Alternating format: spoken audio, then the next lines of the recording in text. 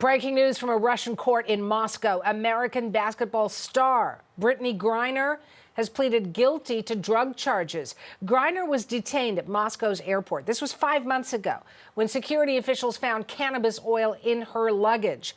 CBC's Magda Gabriselassie is tracking this story. She joins me live from Washington. Well, now she's pleaded guilty. What does this mean for Brittney Griner, Magda?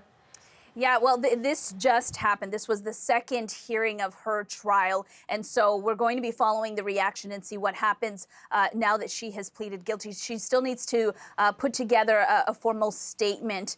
So there's more that still needs to happen here. But as you said, the Olympian and the WNBA star was arrested in February. At the time, she was accused of bringing in cannabis oil in vape cartridges, and her arrest, the interesting part of her arrest was that it happened just about a week before Russia invaded Ukraine. So the U.S. has been saying that she was wrongfully detained. And now, of course, you have her plea. She has told the court today that she didn't intend to break the law. Now, leading up to all this, her family, her wife have been pleading for officials to bring her home. In fact, there was a rally in Phoenix yesterday, and her wife, Sherelle, spoke to the crowd. Take a listen. I'm frustrated that 140 days have passed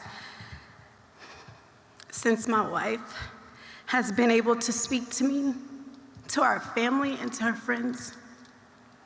I'm frustrated that my wife is not going to get justice.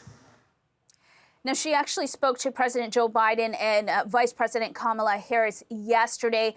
Biden actually received a letter from Griner pleading for him not to forget about her and other American detainees. And he wrote a response, and he read that to Griner's wife during a phone call yesterday. So the White House at that time released a statement that said the president offered his support to Sherelle and Brittney's family, and he committed to ensuring they are provided with all possible assistance while his administration pursues every avenue to bring Brittney home. So that was the latest yesterday. And then, of course, we've got the details coming out of the trial today.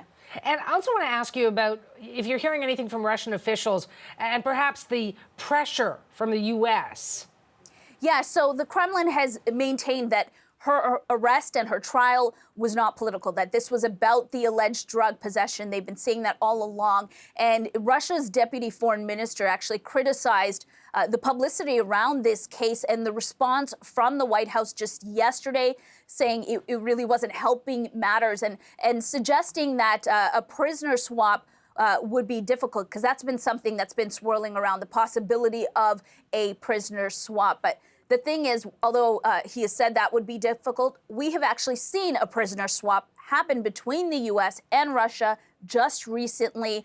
In April, the U.S. swapped a Russian pilot convicted of drug trafficking for a former Marine convicted of assaulting Russian police officers. But that swap only came after he had already spent nearly 3 years behind bars in Russia. And here we are in Griner's case. She is now pleaded guilty, and she is facing a maximum sentence of 10 years. And the interesting thing is, I had spoken with a Russian law expert recently who said that if there was going to be a prisoner swap, then likely the trial would first need to wrap up. There would need to be a conviction before anything like that could be a possibility. So we'll see if that is actually what's going to play out here. We'll talk again, Magda. That's CBC's Magda Gabriselassie in Washington.